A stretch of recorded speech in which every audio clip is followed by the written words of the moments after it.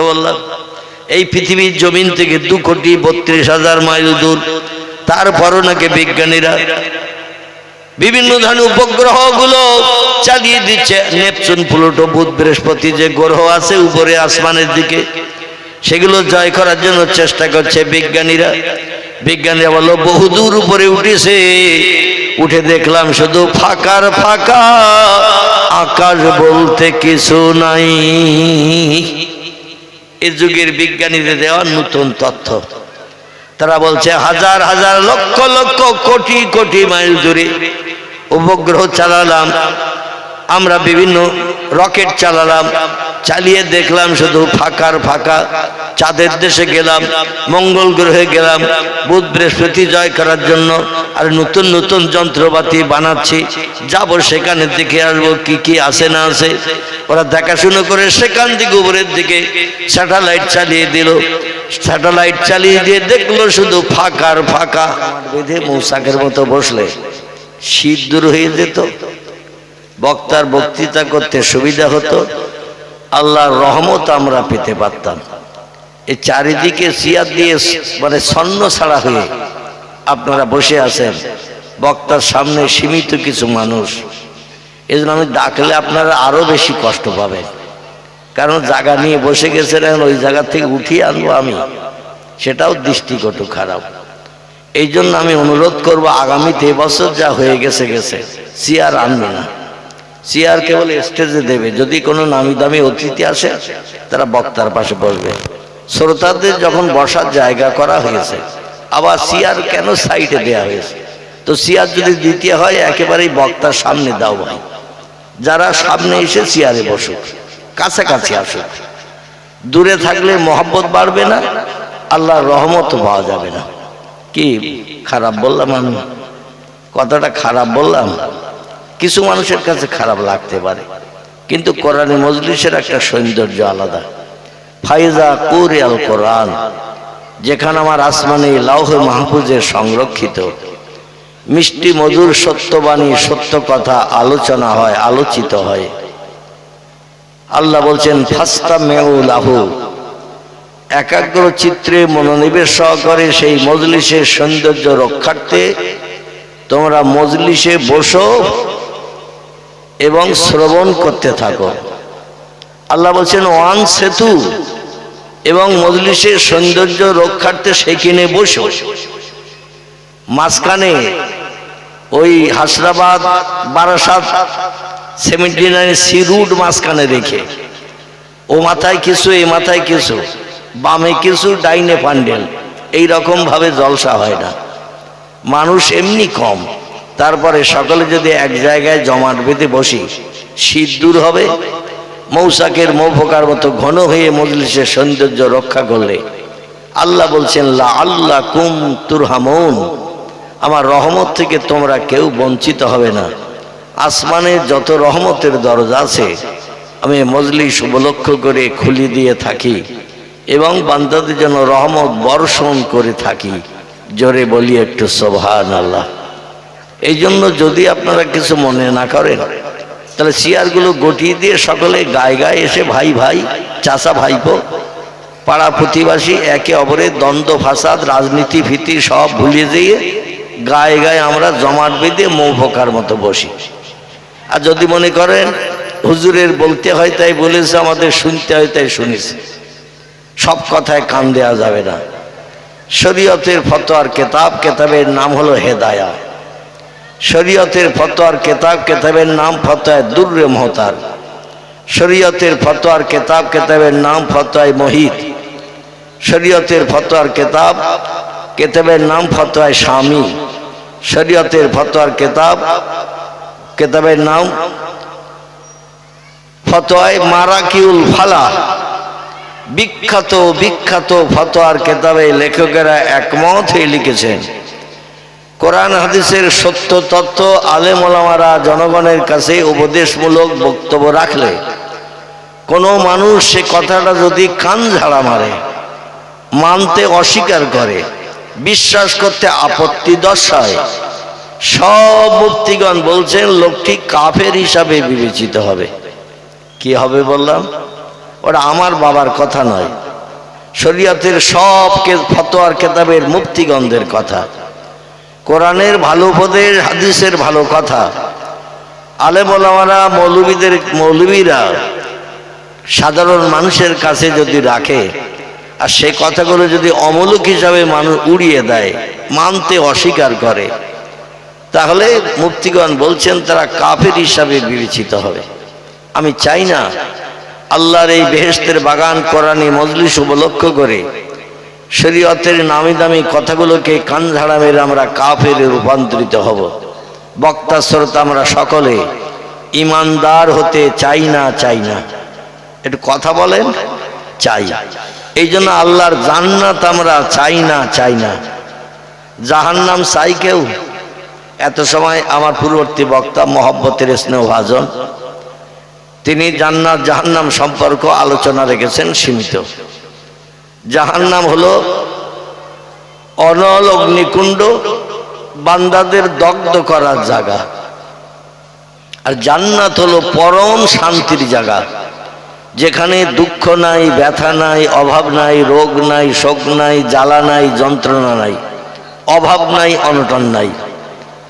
সেটা হলো পরম শান্তির জায়গা।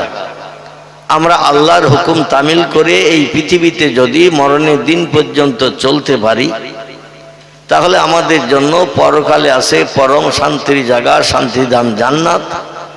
আল্লাহ বলছেন অহুম ফিহা খালিদুন, আর জান্নাতে যারা যাবে, জান্নাতে যারা অধিবাসী হিসাবে বিবেচিত হবে, হাসরের মাঠে বিচারন্তে যুগ যুগ যুগ যুগ, কোটি কোটি কোটি কোটি কোটি কোটি বছর জান্নাতের ভিতরে তারা সুখ ভোগ করতে থাকবে।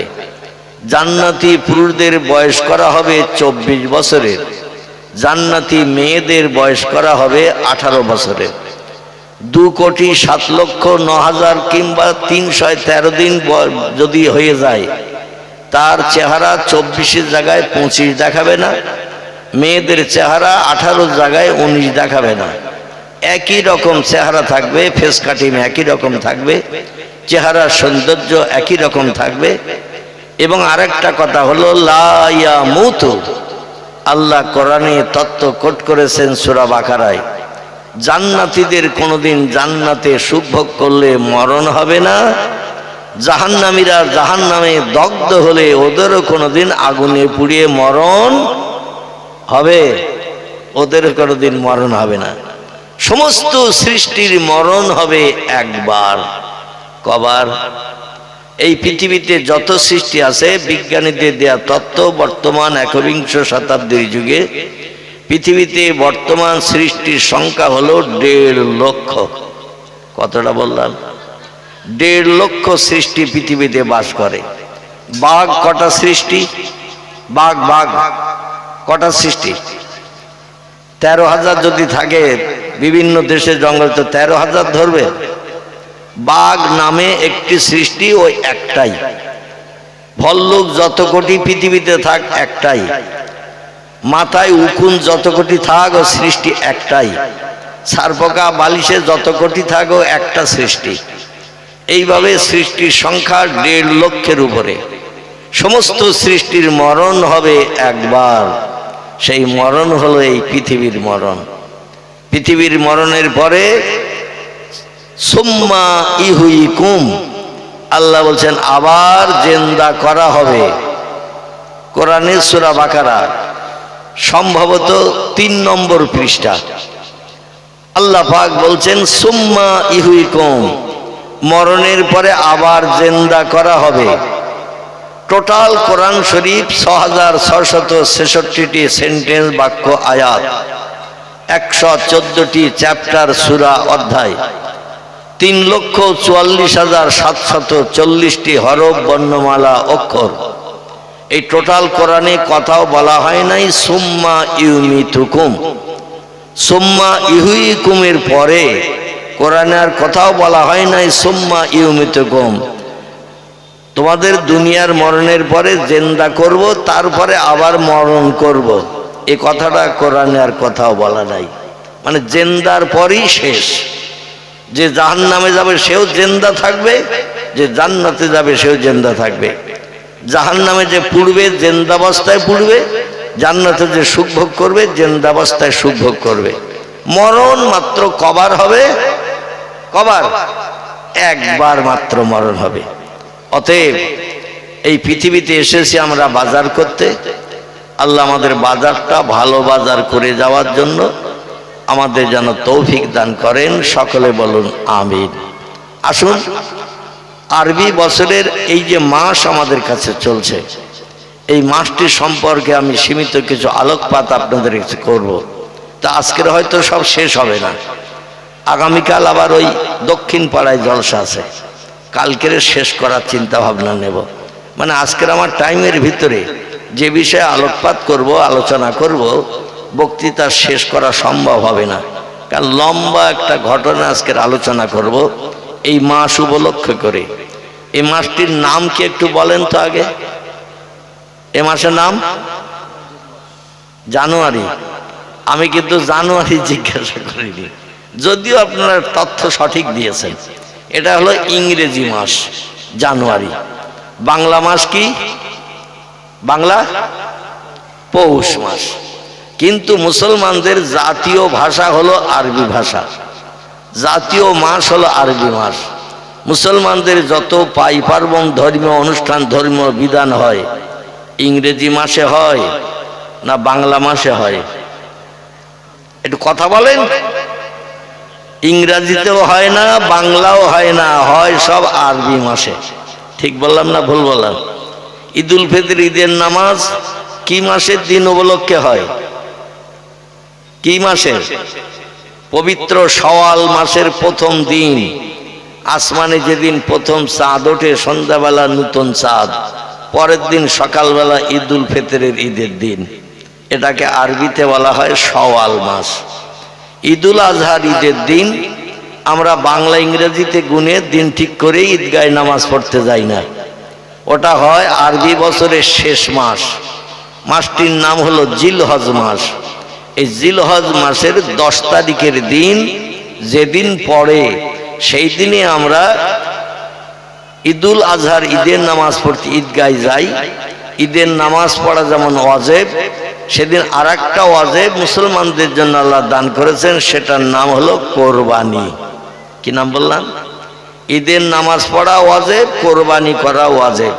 তবে গরিবদের জন্য ওয়াজিব নয়, যারা কোরবানির পশু কিনতে পারবে না তাদের জন্য ওয়াজিব একটা, সেটা ঈদের নামাজ পড়া।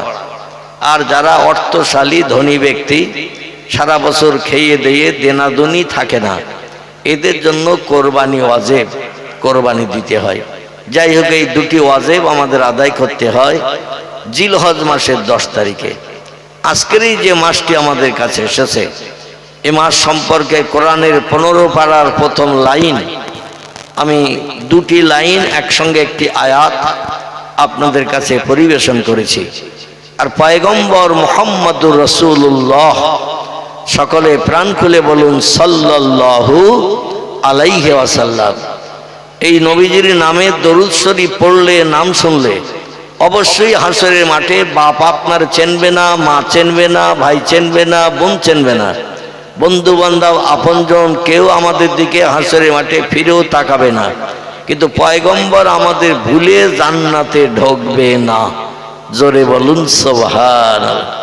নবীজির নাম শুনে যে লোকটি সাল্লাল্লাহু আলাইহি সাল্লাম বলেন, নবী বলছেন লা ইয়াদখুলুল জান্নাহ, আমি মুহাম্মদ তত সময় পর্যন্ত বেহেশতে ঢুকবো না, হাত্তা ইয়াতাকে ওয়াইখরিজু মিনান নারে মান ক্বালা লা ইলাহা ইল্লাল্লাহু মুহাম্মাদুর রাসূলুল্লাহ।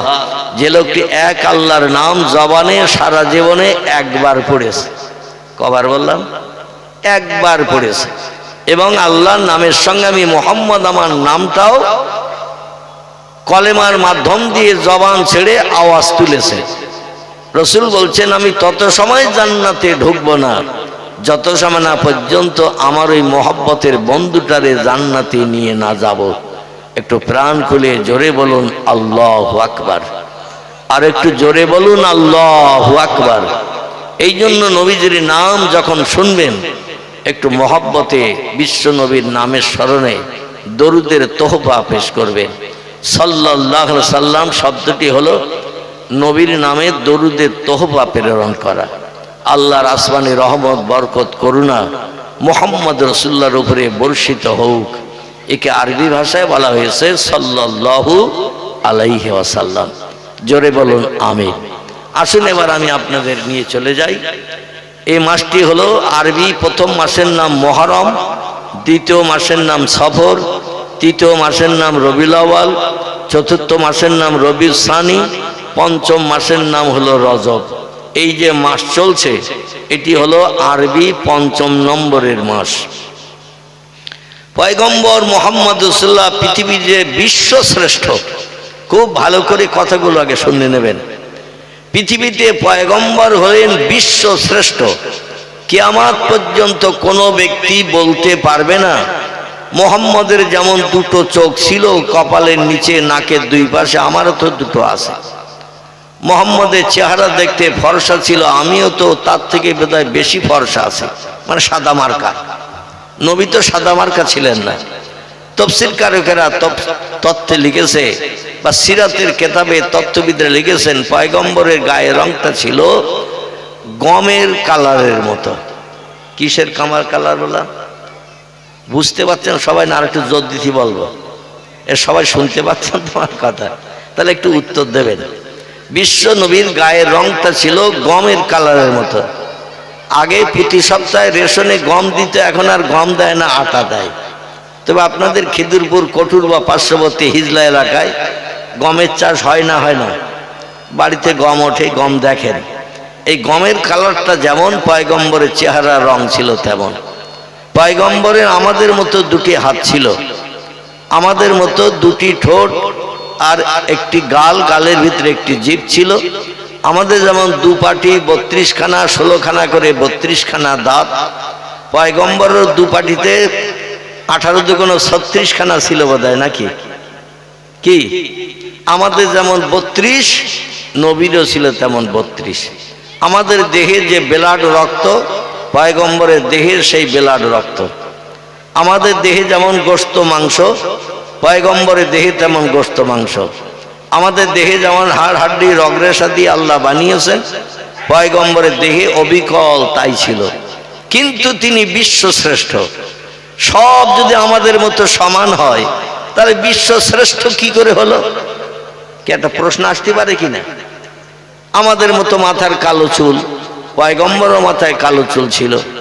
আমাদের যেমন চোখের উপরে ভুরু, পয়গম্বরের চোখের উপরে ভুরু ছিল, তো এখানে একটু ডিভাইডেড ছিল। পয়গম্বর মুহাম্মদুর রাসূলুল্লাহ সাল্লাল্লাহু আলাইহি ওয়াসাল্লামের ভুরু যুগলের সঙ্গে পৃথিবীর কোনো মানুষের ভুরু যুগলের সামঞ্জস্য নাই। আল্লাহ নবীর ভুরু যুগল ছিল নাকের মাঝখানটা আমাদের সকলের ফাঁকা, দুই চোখের উপরে কালো ভুরু। নবীদের এই নাকের মাঝখানটার উপরটাও ছিল জোড়া।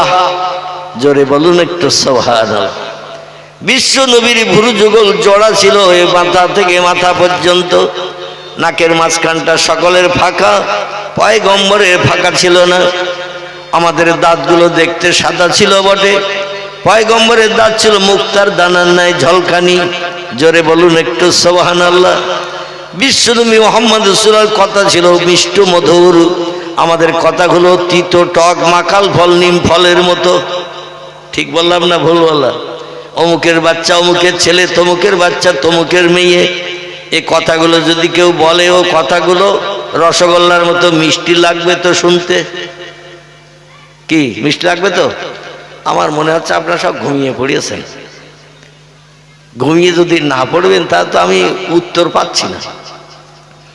বক্তা শ্রোতার কথার বিনিময় হলে সেখানে জজবা তৈরি হয়।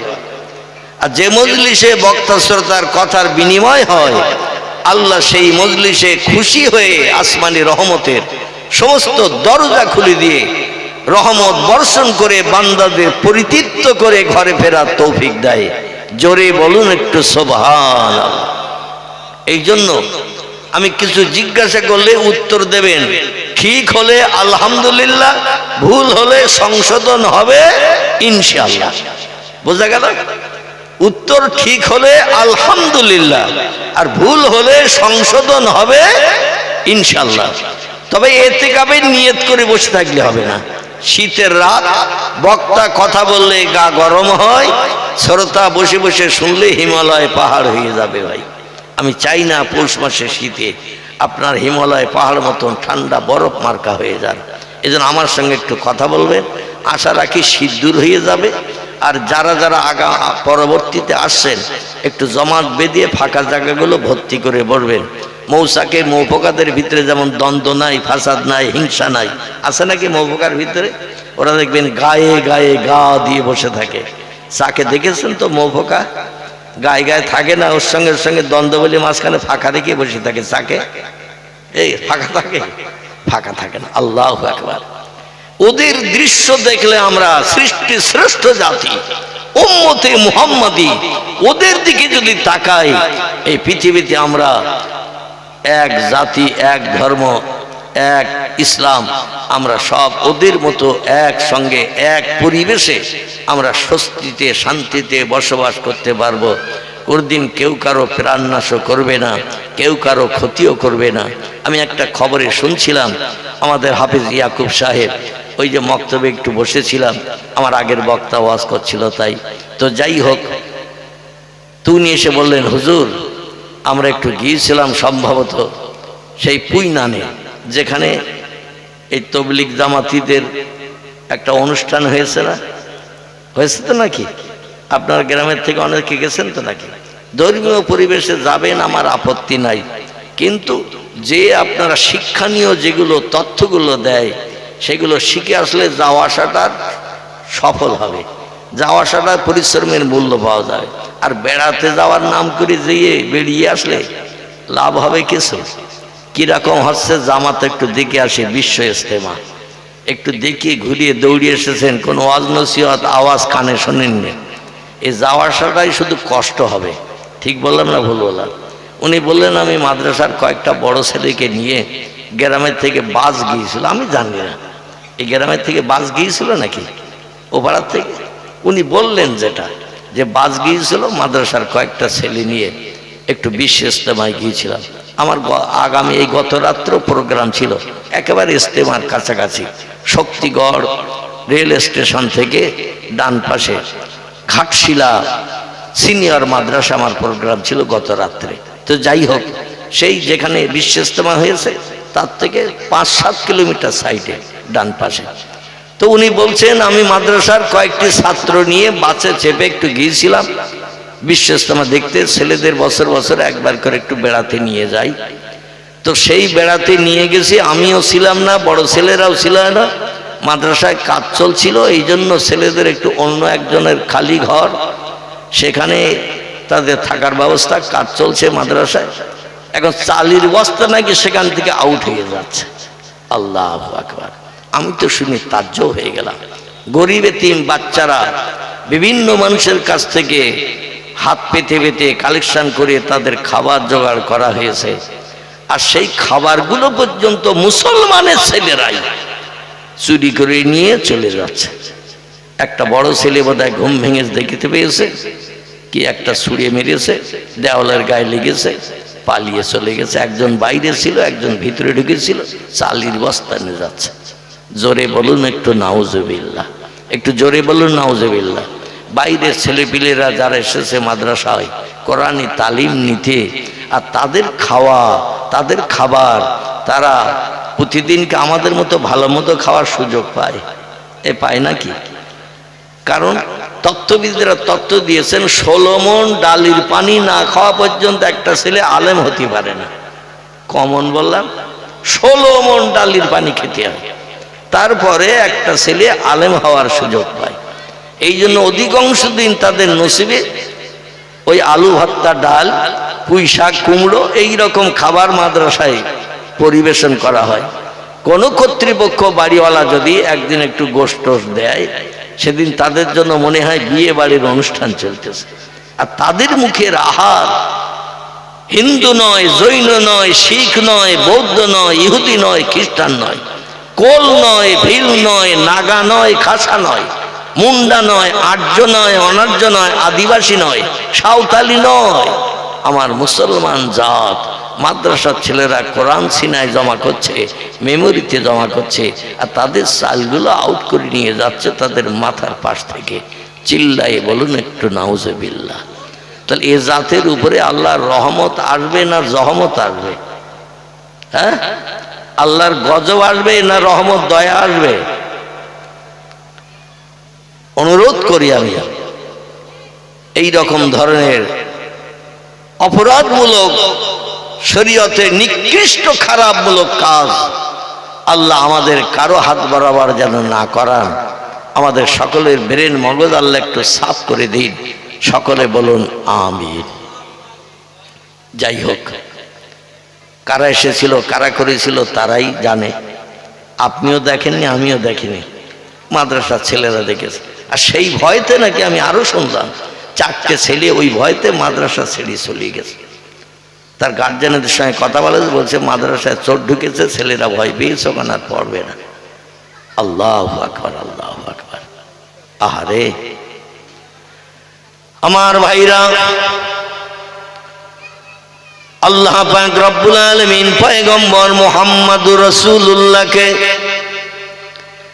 বিশ্ব সেরা বানিয়েছেন। কিয়ামত পর্যন্ত পৃথিবীর কোন দেশের কোন মানুষ পয়গম্বরের সমতুল্য হতে পারেনি এবং কিয়ামত পর্যন্ত হতে পারবে না।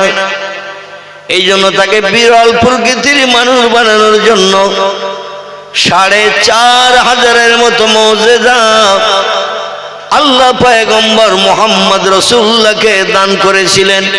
একটু গলা ছেড়ে বলুন সুবহানাল্লাহ। আওয়াজ আরো কম করো বাবা, আমি একটু চিল্লিয়ে ওয়াজ করে, আর এত জোরে আওয়াজ হলে মানুষ বুঝতে পারবে না।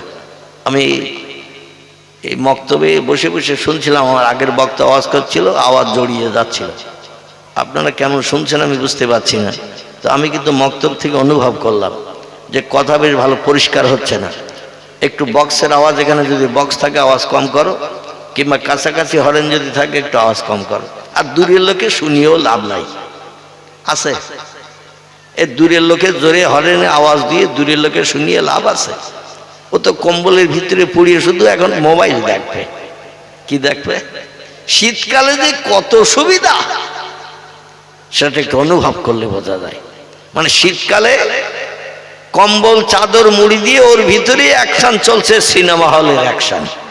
ঠিক বললাম না ভুল বললাম? আর বাপ মা মনে করছে ও ফসফস করে ঘুমাচ্ছে, কিন্তু ওর ভিতরে যে কি অ্যাকশন চলতেছে আল্লাহ জানে, আর সেইটি জানে, আর তার মনের মানুষ জানে। 3 জন জানে, আল্লাহ জানে, আর সেই জানে, আর তার মনের মানুষ জানে। এই 3 জন জানছে যে কি অঘটন চলতেছে ওর ভিতরে। সকালবেলা ঘুম থেকে উঠতেছে, সবার চোখ সাইডে সব সাদা, মাঝখানে কালো, আর ওর চোখের দিকে তাকাবেন 4 সাইডে লাল, মাঝখানে কালোটা লালি মার্কা ভাব। মানে কুকুর চোখ আর ওর চোখ, কোকিলের চোখ আর ওর চোখ একই রকমের ভাব।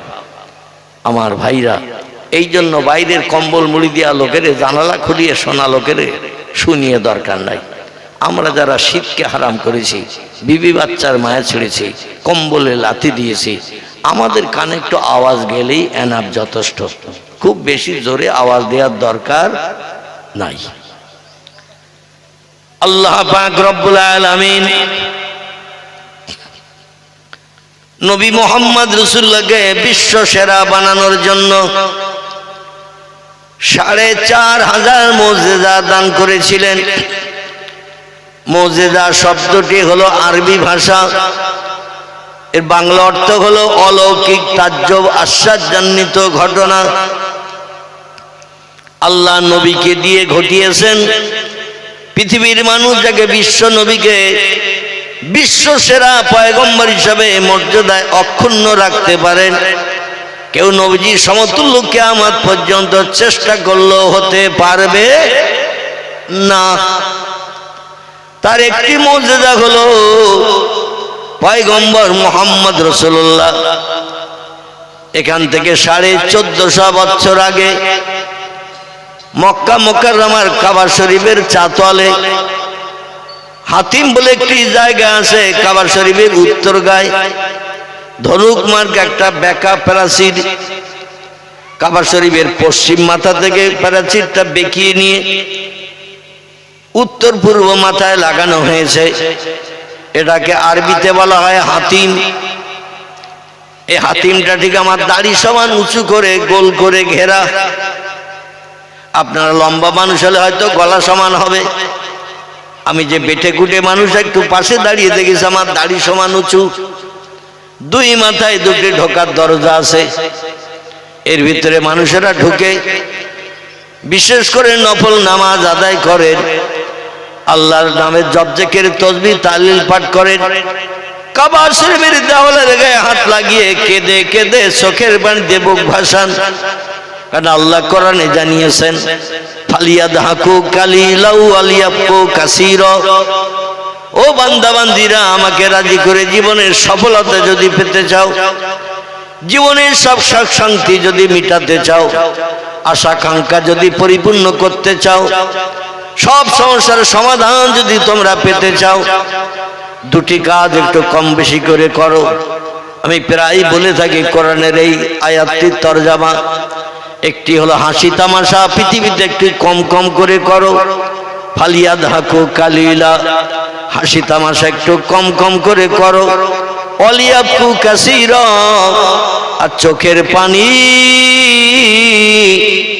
আমার কাছে একটু বেশি বেশি করে ফেলো। জোরে বলুন একটু সুবহানাল্লাহ। এখন তামাম বিশ্ববাসী, বিশেষ করে বিধর্মীদের কথা বলবো না, তাদের কাছে দুনিয়া ওই দার্শনিক বিজ্ঞানীদের কথার সঙ্গে অ্যাডজাস্ট। কিছু দার্শনিক বিজ্ঞানীরা বলেছে দুনিয়া হলো ক্ষণস্থায়ী, আজকের আসো আগামীকাল থাকবে, সার্টিফিকেট দিতে পারবো না, এজন্য আগামীকালের জন্য কোনো আশা উঠিয়ে রেখো না, মরণ হয়ে গেলে জীবনের সকার মেটবে না।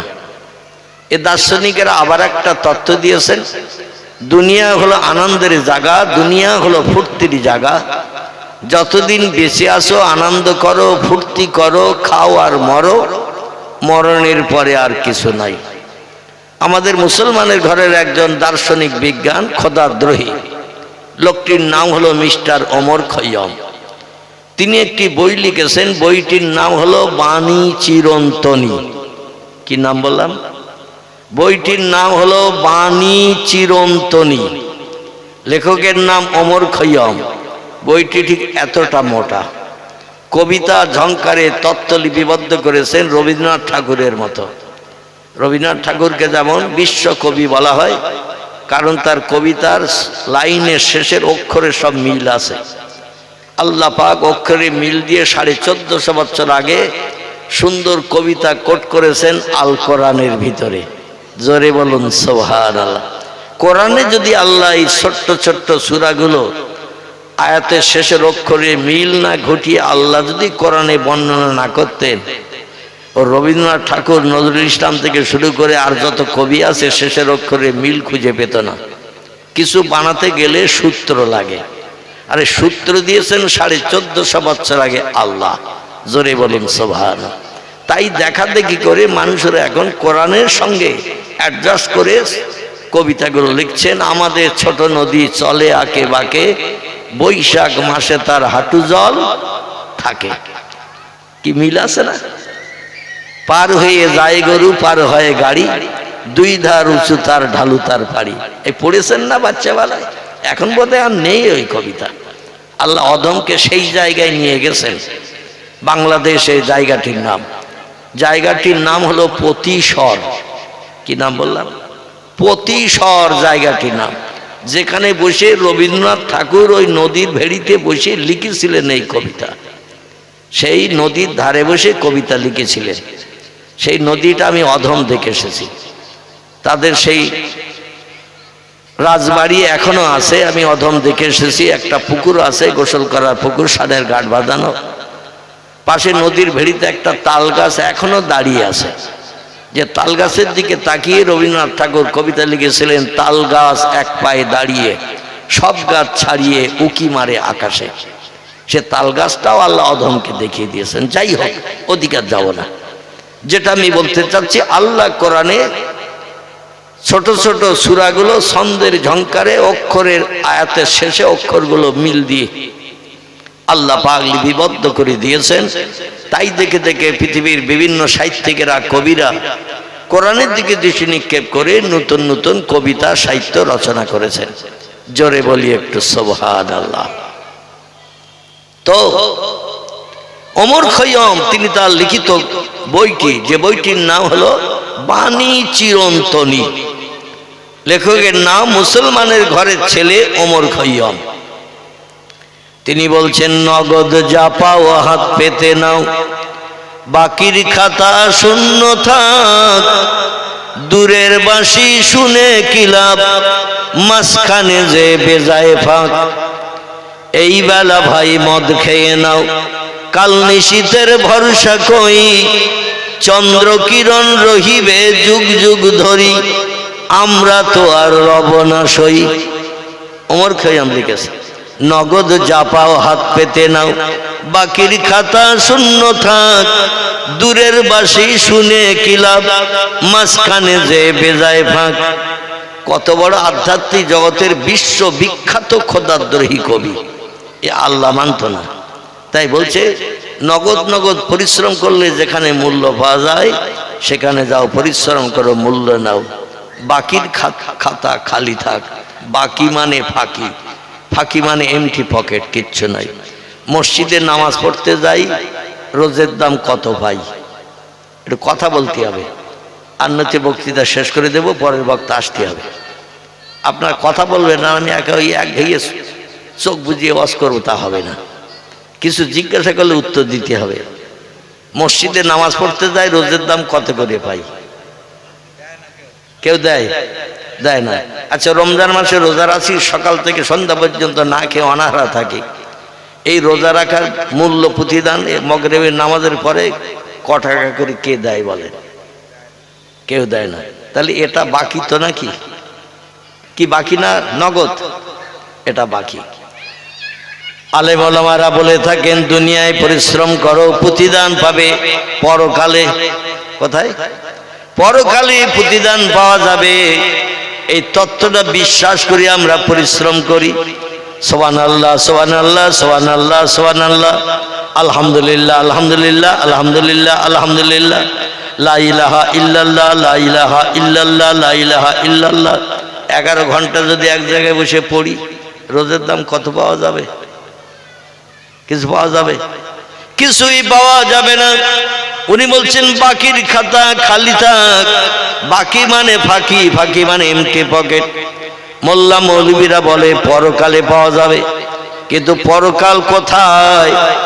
বিজ্ঞানী রিসার্চ করে দেখেছেন, মাটির তলায় 22 কিলোমিটার পর্যন্ত পৃথিবীর বিজ্ঞানীরা পাইপ চালিয়ে দিয়েছে, 22 কিলোমিটার পর্যন্ত দিয়ে, সেইখানে যে আর পাইপ ঢোকে না, সেখানে স্টিল মার্কাল্লা পাথর বানিয়ে রেখেছেন। বিজ্ঞান 22 কিলোমিটার পর্যন্ত পাইপ চালিয়ে ফেল হয়ে গেছে, তার নিচে আর যায় না, যে ফালা পাটায় ফালা ভেঙে চুরে ছন্ন বিছন্ন হয়ে যায়। রাশিয়ার দেশে এটা চেষ্টা করেছে বিজ্ঞানীরা, মাটির তলা পর্যন্ত যে দেখলো কিচ্ছু, জান্নাত নাই, জাহান্নামও নাই। আটলান্টিক মহাসাগরের পানির তলায় বিজ্ঞানীরা স্যাটেলাইট চালিয়েছে 14,500 ফুট। কত বললাম? 14,500 ফুট স্যাটেলাইটের লাইট চালিয়েছে পানির উপরে। আটলান্টিক মহাসাগর, পানির তলায় মাটি পর্যন্ত দেখা গেল, বালি দেখা গেল, কিন্তু সেখানে জান্নাত জাহান্নামের কোনো খোঁজ নাই। প্রশান্ত মহাসাগরের পানির উপরে লাইট মারল বিজ্ঞানীরা, তীক্ষ্ণ লাইট, দূরবীক্ষণ যন্ত্র, যা চোখে লাগালে অনেক দূরের জিনিস কাছের কাছে বড় করে দেখতে পাওয়া যায়। সেটা দিয়েও দেখলো প্রশান্ত মহাসাগরে পানির তলায় কিচ্ছু নাই, শুধু কেবল বালি আর বালি। পৃথিবীর বিজ্ঞানীরা বড় বড় ঝোপঝাড় জঙ্গলে চলে গেছে, সেখানেও খোঁজ খবর করে দেখেছে জান্নাত নাই, জাহান্নাম নাই। আর মহাশূন্য পাড়ি দিয়েছে বিজ্ঞানীরা, চাঁদের দেশে গেছে 1969 সালে, 2,32,000 মাইল দূর। কত বললাম? এই পৃথিবীর জমিন থেকে 2,32,000 মাইল দূর। তারপরও নাকি বিজ্ঞানীরা বিভিন্ন ধরনের উপগ্রহগুলো চালিয়ে দিচ্ছে। নেপচুন, প্লুটো, বুধ, বৃহস্পতি যে গ্রহ আছে উপরে আসমানের দিকে, সেগুলো জয় করার জন্য চেষ্টা করছে বিজ্ঞানীরা। বিজ্ঞানীরা বলল বহুদূর উপরে উঠেছে, উঠে দেখলাম শুধু ফাঁকার ফাঁকা, আকাশ বলতে কিছু নাই। এই যুগের বিজ্ঞানীদের দেওয়া নতুন তথ্য। তারা বলছে হাজার হাজার লক্ষ লক্ষ কোটি কোটি মাইল দূরে উপগ্রহ চালালাম আমরা, বিভিন্ন রকেট চালালাম, চালিয়ে দেখলাম শুধু ফাঁকার ফাঁকা। চাঁদের দেশে গেলাম, মঙ্গল গ্রহে গেলাম বুধ বৃহস্পতি জয় করার জন্য, আর নতুন নতুন যন্ত্রপাতি বানাচ্ছি, যাব সেখানে দেখে আসবো কি কি আছে না আছে। ওরা দেখাশুনো করে সেখান থেকে উপরের দিকে স্যাটেলাইট চালিয়ে দিল। স্যাটেলাইট চালিয়ে দিয়ে দেখলো শুধু ফাঁকার ফাঁকা। এই জন্য বিজ্ঞানীরা পৃথিবীতে ফিরে এসে বলছেন বহুদূর ফাঁকা, তাই নীল মতন দেখায়, আকাশ বলতে কিচ্ছু নাই।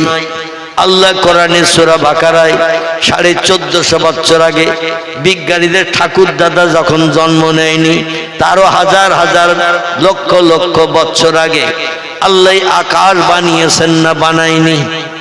এ যুগের বিজ্ঞানীরা বলছে পৃথিবীর বয়স 1.5 লক্ষ বছর হয়ে গেছে। পৃথিবীর বয়স যদি 1.5 লক্ষ বছর হয়, তাহলে আল্লাহ আসমান কবে বানিয়েছেন এই খবরটি কেউ জানে নাকি? কেউ জানে নাকি? আল্লাহ বলছেন ফি সিত্তাতি আয়ামিন, আমি 6টা দিন সময় নিয়ে আসমান বানিয়েছি, জমিন বানিয়েছি, চন্দ্র সূর্য গ্রহ নক্ষত্র সাগর সলিল পাহাড় পর্বত গিরিরাজি, যা কিছু চোখে দেখতে পাও, যা কিছু চোখে দেখতে পাও না, জান্নাত বানিয়েছি, জাহান্নাম বানিয়েছি, ফেরেশতা বানিয়েছি, উরগেলেমান বানিয়েছি। মাত্র 6টা দিন সময় নিয়ে আমি আল্লাহ বানিয়েছি। কিয়ামত পর্যন্ত আর কোনো কিছু বানানোর প্রয়োজন নাই। এটাই বান্দাদের জন্য এনাফ, যথেষ্ট। জোরে বলুন একটু আমিন। বিজ্ঞানীরা এই 1.5 লক্ষ বছর যদি পৃথিবীর বয়স হয়ে থাকে, পৃথিবীর বিজ্ঞানী এখন তীক্ষ্ণ যন্ত্র মেশিন ইত্যাদি বানিয়ে নিয়ে চাঁদের দেশে গেল, মঙ্গল গ্রহে গেল, বুধ বৃহস্পতি জয় করার চিন্তা ভাবনা নিল। নেপচুন প্লুটো কবে দেখবে আল্লাহই জানেন। যাই হোক, এখন আমি যেটা বলতে চাচ্ছি সেটা হলো এই, পৃথিবীর বিজ্ঞানী এখনো বলছে বহুদূর ফাঁকা, তাই নীল মতন দেখায়। আল্লাহ কোরআনে সূরা বাকারায় 1450 বছর আগে কোট করেছেন হুয়াল্লাযী খালাকালাকুম মা ফিল আরদে জামিয়া। জোরে বলুন একটু সুবহানাল্লাহ। আল্লাহ করেন আবার বলছেন হুয়াল্লাযী খালাকা সাবআ সামাওয়াতিন তিবাকা। জোরে আবার একটু বলুন আল্লাহু আকবার। আল্লাহ বলছেন তোমাদের চোখে যেটা দেখতে পাবে না, আমি আল্লাহ সেটা আমার কোরআনে তথ্য কোট করে দিয়েছি। তবে কোরআনে যত তথ্য কোট করেছি, যত বিষয়ে যত কথা বলেছি, লা রাইবা ফি, কোনো তথ্যের ভিতরে শস্য দানা পরিমাণ সন্দেহ নাই, কোনো মিথ্যা কথা লেখা নাই, বাজে কথা লেখা নাই। ইট ইজ ট্রু ফ্যাক্ট, সব কথাগুলো সত্য। তোমরা বিশ্বাস করবে না, আমি আল্লাহ জানি। এই জন্য একজন ব্যক্তিকে দিয়ে সমস্ত জিনিসকে আমি তার বাস্তব চোখে দেখিয়ে দিয়েছি।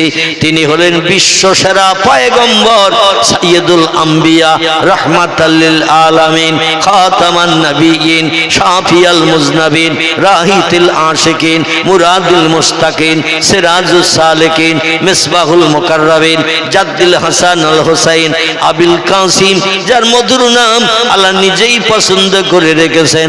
আমাদের নামগুলো রেখেছে কে? আমাদের নাম আবুল কালাম, আব্দুর রহমান, আব্দুল মোমেন, আব্দুল সালাম, আব্দুর রহিম, আব্দুল গফফার। এই জলসা কমিটির নেতৃস্থানীয় বদর রাসেলের নাম, এই নামগুলো আল্লাহ রেখেছে। কে রেখেছে? বাপ রেখেছে, মা রেখেছে, চাচা রেখেছে, চাচি রেখেছে, দাদা রেখেছে, দাদি রেখেছে, নানা নানিও মাঝে মাঝে নাতির নাম রাখে। ঠিক না বল? নানা নানিও নাম রাখে, আমরা মানুষ পছন্দ করে মানুষের নাম রাখি, আর আল্লাহ নিজেই পছন্দ করে নাম রেখেছেন একজন ব্যক্তির, তার নাম হলো মুহাম্মাদুর রাসূলুল্লাহ। একটু জোরে বলুন সাল্লাল্লাহু আলাইহি ওয়াসাল্লাম। আল্লাহ বলেন নাম রেখে আমি আল্লাহ ক্ষান্ত হন নাই, বরং যা কিছু কিয়ামত পর্যন্ত পৃথিবীর মানুষ দেখতে পাবে না, যার সম্পর্কে খবর রাখবে না, সেটাও পর্যন্ত আমার পয়গম্বরকে বাস্তব চোখে দেখিয়ে দিয়েছি, যাতে কোরআনের সমস্ত কথাগুলো বিশ্ববাসীর কাছে সত্য হিসাবে বিবেচিত হয়। আল্লাহ নবী 63 বছরের জিন্দগিতে মিথ্যা কথা কবার বলেছে? কবার বলেছে? বিশ্ব নবী কটু কথায় গালি কোনো ব্যক্তিকে কবার দিয়েছে? একবারও দেন নাই। নবী রাস্তাঘাটে কোনো মালমাত্তা পড়ে থাকলে উঠিয়ে নিয়ে নিজে আত্মসাৎ করে বাজার করে খেয়েছেন। বিশ্ব নবী মুহাম্মদ রাসূলুল্লাহ গরিব এতিমের হক ফাঁকি দিয়ে কবার খেয়েছেন? একবারও খান নাই। নবী মুহাম্মদ রাসূলুল্লাহ কোন বিধবার দরজার কড়া নাড়া দিয়ে রাত 1টা-2টোর সময় টাকার বিনিময়ে জীবন যৌবনের ক্ষুধা নিবৃত্তি করে ঘরে ফিরে এসেছেন? কবার? নাউজুবিল্লাহ, নাউজুবিল্লাহ। নবীর জীবনের টোটাল জিন্দেগিতে একটা বারও এ ঘটনা ঘটে নাই। জোরে বলুন একটু আমিন। বিশ্ব নবী কোন ব্যক্তির প্রাণ নাশ করে তার বিবি বাচ্চারে এতিম বিধবা বানিয়েছেন, এমন ঘটনা কি কোন আলেমদের মুখে বক্তাদের মুখে শুনেছেন? আমরা বর্তমান পৃথিবীতে দৈনন্দিন প্রতিদিন পত্র পত্রিকা মোবাইল সার্চ করে দেখবেন, এমন করে দৈনন্দিন কত মানুষ এই দুনিয়া থেকে বিদায় হয়ে যাচ্ছে মানুষের হাতের অগ্নিঅস্ত্রের মাধ্যম দিয়ে, বন্দুক এমন করে মেশিনের মাধ্যম দিয়ে কত ব্যক্তির প্রাণ নাশ হচ্ছে না হচ্ছে না। নবী তার 63 বছরের জিন্দেগিতে কোনদিন কোন ব্যক্তির গায়ে চপেটাঘাত করেছেন এমনটা ডকুমেন্ট কোনদিন কোন ইতিহাসে লেখা আছে? তিনি ছিলেন সাদা কাপড়ওয়ালা মানুষ, এই জন্য তার জন্ম থেকে নিয়ে মরণের দিন পর্যন্ত সমস্ত কথাগুলো সত্য না মিথ্যা? একটু জোরে বলেন, আর একটু জোরে বলেন, নবীর কথা সত্য না মিথ্যা? সত্য। কারণ আল্লাহ পাক রব্বুল আলামিন এই জন্য তার নামে সার্টিফিকেট দিয়েছেন, ওয়াইন্নাকা লাআলা খুলুকিন আযীম। আল্লাহ বলছেন যত সৃষ্টি আমি বানিয়েছি সমস্ত সৃষ্টির ভিতরে সেরার মর্যাদা দিয়ে আমার পয়গম্বর মুহাম্মদ রাসূলুল্লাহকে আমি বানিয়েছি। তার মতো সৃষ্টি কিয়ামত পর্যন্ত পৃথিবীতে আর কেউ আগমন করবে না বা হবে না। জোরে বলুন একটু আমিন। তিনি যে সেরা, সেই সেরার মর্যাদা সম্পর্কে গোটা কয়েক তথ্য এবার আপনাদের কাছে পরিবেশন করব। কোরআন পাকের 15 পারার প্রথম লাইন দিয়ে একটু শুনবেন নবীজি কি তথ্যগুলো দিয়েছেন। কিয়ামত পর্যন্ত মানুষ একটা তথ্য এখনো দেখার সুযোগ পায়নি, মেশিনের মাধ্যম দিয়ে তথ্যগুলো জানতেও পারেননি। আমার নবী তার জীবনের 53 বছর বয়স মক্কা নগরীতে 13 বছর কলেমার দাওয়াত দেওয়ার পর, খুব ভালো করে এই প্রথম কথাগুলো বুঝবেন, তাহলে পরবর্তী কথাগুলো বুঝতে সুবিধা হবে। মক্কা নগরীতে 40 বছর বয়সে হেরা পাহাড়ে 15 বছর কঠিন তপস্যা করে রাত জেগে বিবি বাচ্চার মায়া ছেড়ে আপনজনের সঙ্গে মক্কা নগরীতে চলাফেরা না করে, খাওয়া দাওয়া না করে, কাজকর্ম না করে, ঘোরাফেরা না করে এক পাহাড়ের গুহার ভিতরে বসেছিলেন একটানা 15 বছর। ক বছর?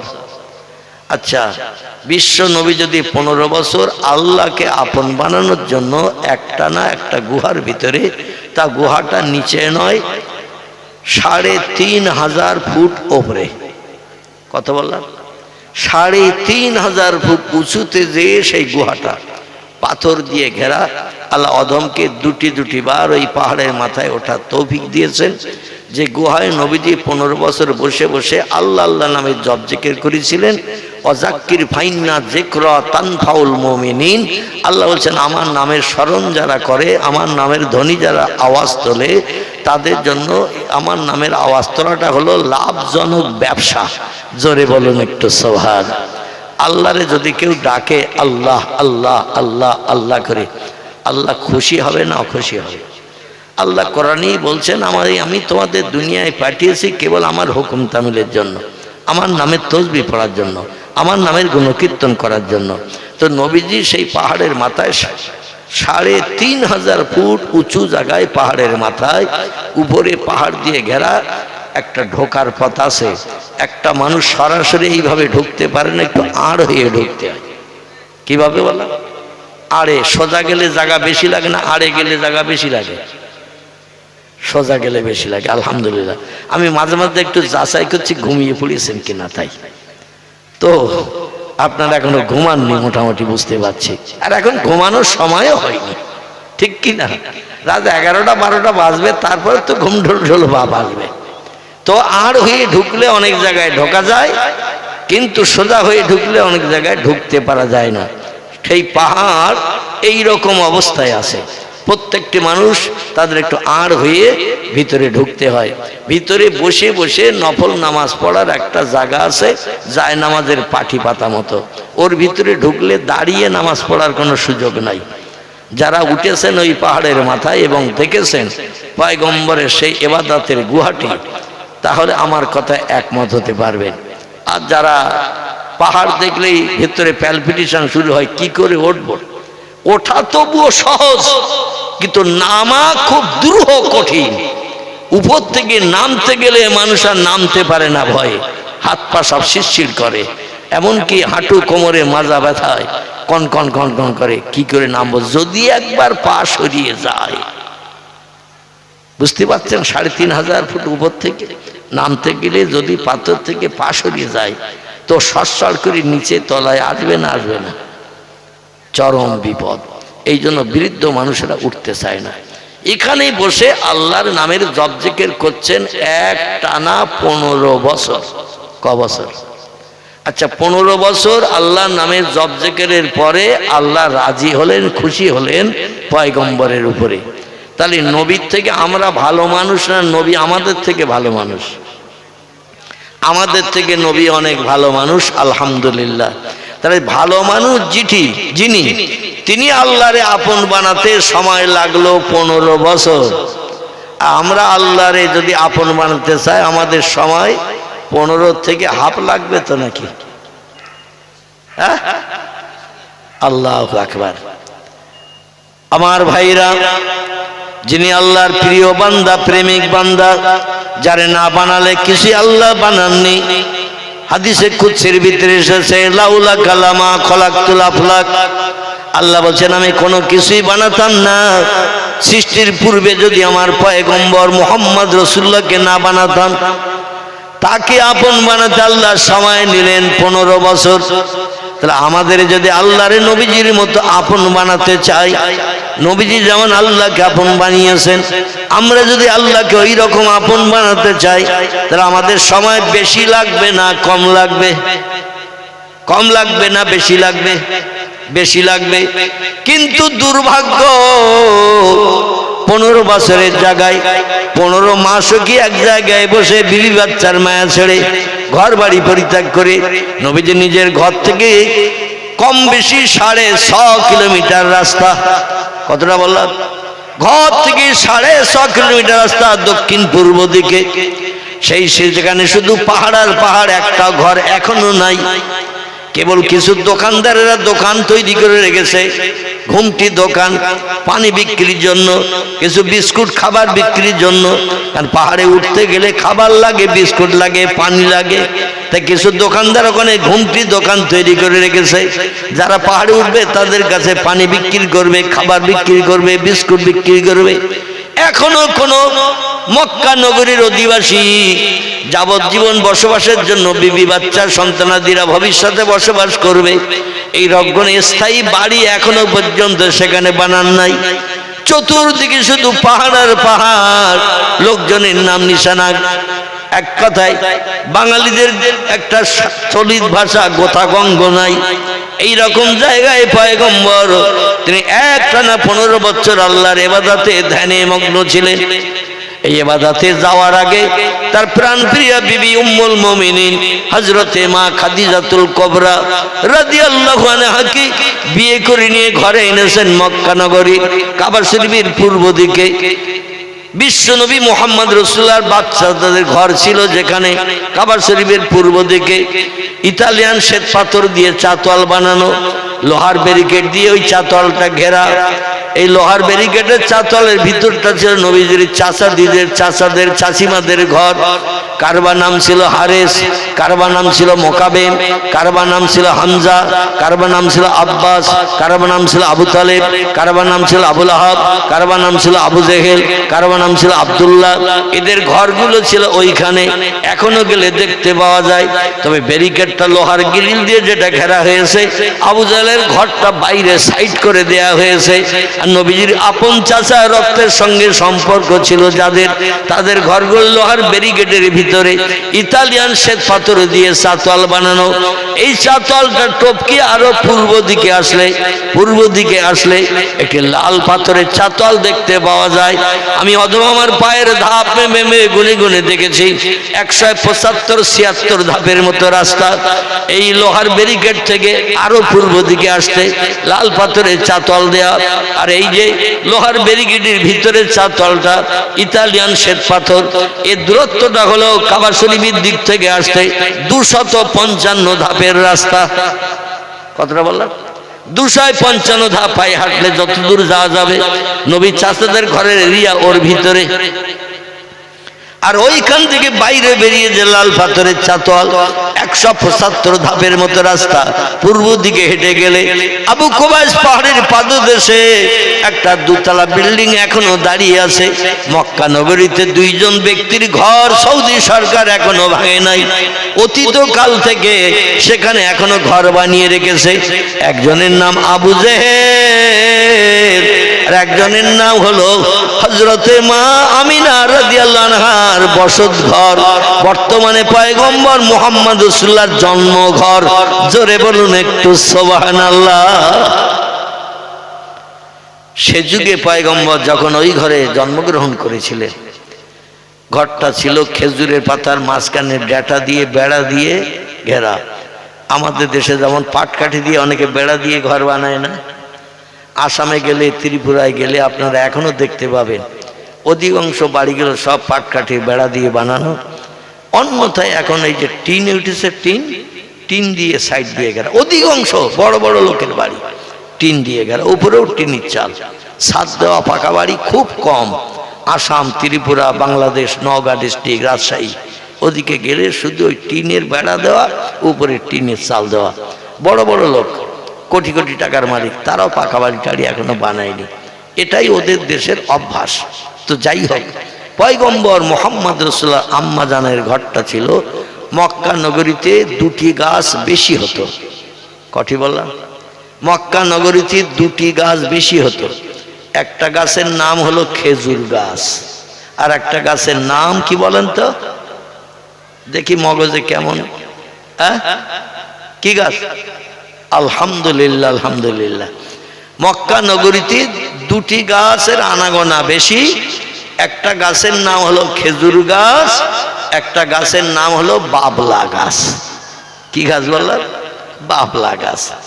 তো এই খেজুর গাছের লম্বা লম্বা পাতার মাঝখানে যে মোটা ডাঁটা, এই ডাঁটা দিয়ে বেড়া দিয়ে বানানো ছিল ঘরের এরিয়ার দেওয়াল। আর খেজুর গাছের পাতা দিয়ে হালকা ছাওয়া ছিল উপরের চাল। মামিনার ঘরের দরজা ছিল 2টি।